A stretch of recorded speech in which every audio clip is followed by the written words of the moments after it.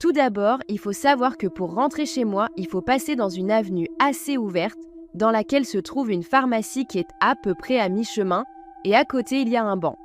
Bref, quelques jours avant les faits, j'étais complètement parano, mais pour aucune raison, et surtout quand je passais devant cette parapharmacie.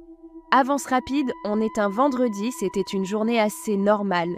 Je rentrais des cours avec mon amie Fleur quand on est passé devant cette pharmacie, et là on voit un monsieur qui est négligé, qui est assez enrobé, gros, et il nous demande de l'argent. On n'a rien contre les SDF, mais la mapote lui a dit « Mais alors, rien de creepy me direz-vous ? Attendez la suite. » Donc on passe notre chemin en rigolant de ce qui vient de nous arriver, mais on ne le sait pas encore, mais dans à peu près 45 minutes, ma sœur allait passer par là.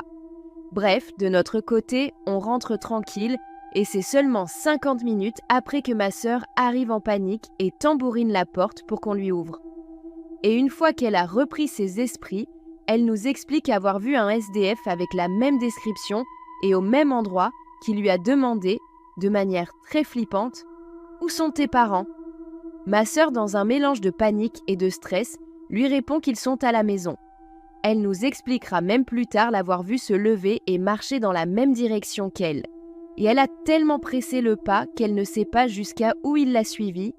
Et depuis ce jour, je me sens observée en passant là-bas et j'ai peur qu'il surgisse de n'importe où pour me poser des questions.